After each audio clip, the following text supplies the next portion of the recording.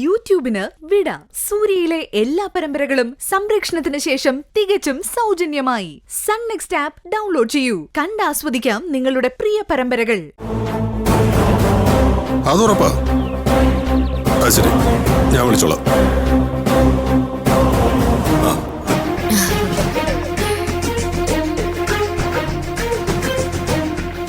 Case കുറയ്ക്കാവും തീരുമാനിച്ചാലും ചിലത് നമ്മൾ തന്നെ അറ്റൻഡ് ചെയ്യാതെ പറ്റില്ല. അത് ശരിയാ. ചിലത് നമ്മൾ തന്നെ നേരിട്ട് അറ്റൻഡ് ചെയ്യണം, എന്നാലേ നമ്മുടെ ഭാഗം ക്ലിയർ ആവും. വിധി അനുകൂലാവുന്ന ഉറപ്പാണോ? ഈ കേസിലെയോ? അത് ഉറപ്പായും നമുക്ക് അനുകൂലമായിരിക്കും. പക്ഷേ ക്ലയന്റിനോട് അങ്ങനെ പറയാൻ പാടില്ലല്ലോ. അതുകൊണ്ടാണ് അപ്പീലിന്റെ കാര്യം സൂചിപ്പിച്ചു വെച്ചത്. ജീവിതത്തിലെ ഒരു കേസിൽ വിധി നമുക്കെതിരാണെന്ന് വെക്കുക, നമ്മൾ എവിടെ അപ്പീൽ പോവും? മോളുടെ ജീവിതത്തിലെ ഏത് കേസാ എതിരെയായത്? എനിക്ക് ആദ്യം മുതലേ വിധി എതിരായിരുന്നല്ലോ അച്ഛാ. ജനിച്ച അന്ന് മുതൽ തന്നെ. അങ്ങനെ പറയാൻ പറ്റും മോളെ? നിനക്ക് 3 വയസ്സുള്ളപ്പോ നമുക്ക് എല്ലാവർക്കും എതിരായി ദൈവം ഒന്ന് വിധിച്ചു. അത് സത്യം. പക്ഷെ അതിനു മുമ്പുള്ള കാലം നമ്മൾ എത്ര സന്തോഷത്തോടെയാണ് കഴിഞ്ഞിരുന്നത്. കൊച്ചായിരുന്നത് കൊണ്ട് മോൾക്ക് അതൊന്നും ഓർമ്മയില്ലാത്തതുകൊണ്ടാ. നിങ്ങൾ സന്തോഷത്തോടെ കഴിഞ്ഞിട്ടുണ്ടാവും, പക്ഷെ ഞാൻ അങ്ങനെ ആയിരുന്നില്ല. ആർക്കും വേണ്ടാത്ത ഒരുവളായി പിറന്ന കുട്ടിക്ക് ദൈവം വിധിച്ചത് ശിക്ഷയല്ലാതെ പിന്നെ എന്താ? ആർക്കും വേണ്ടാതെയോ? നീയോ? മോളെ, നീ വന്നതോടെയാണ് ഈ വീടൊരു സ്വർഗമായത്. മോൾക്കതറിയുമോ? നിങ്ങളുടെ വീട് നിങ്ങൾക്ക് സ്വർഗമായിരിക്കും, പക്ഷേ ഞാൻ ജനിച്ച സ്ഥലം ഒരു വലിയ നരകമായിരുന്നു. നരകത്തിൽ യാതനയും മരണവും അല്ലേ നമ്മളെ കാത്തിരിക്കുക. എന്നെ കാത്തിരുന്നതും അതായിരുന്നു. ജനിച്ചു വീണതേ എരുതിയിലേക്കെന്ന് പറയുന്ന പോലെ.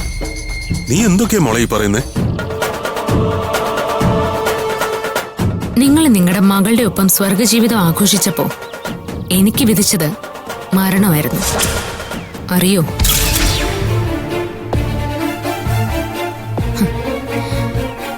ദുരഭിമാനികളായ മുത്തശ്ശനും അമ്മാവനും എന്റെ അമ്മയെ അറിയിച്ചത് ഞാൻ ജനിച്ചപ്പോഴേ മരിച്ചുപോയിന്ന.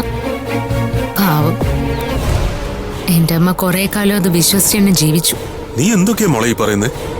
മനസ്സിലായില്ലേ? എന്റെ കണ്ണുകളിലേക്ക് സൂക്ഷിച്ചു നോക്ക്. ഒരിക്കൽ മോഹിപ്പിച്ച് വശത്താക്കിയ ഒരു പെണ്ണിന്റെ കണ്ണീരിന്റെ തിളക്കം ഈ കണ്ണിൽ നിങ്ങൾക്ക് കാണാം.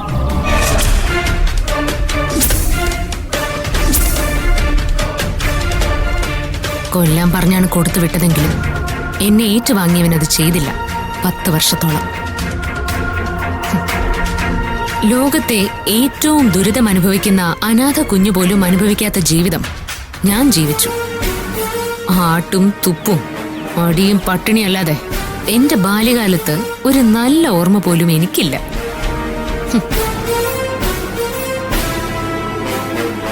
അവസാനം 10ാം വയസ്സില് അത്രയും കാലം പോറ്റി വളർത്തിയവൻ ചേർത്ത് പിടിച്ചതും ദേഹത്ത് തഴുകിയതും മറ്റൊരു കണ്ണിലൂടെയാണെന്ന് മനസ്സിലായപ്പോ കിട്ടിയതെടുത്ത് അയാളെ കുത്തി വീഴ്ത്തിയ ഈ റാണി ഓട്ടം തുടങ്ങിയത്.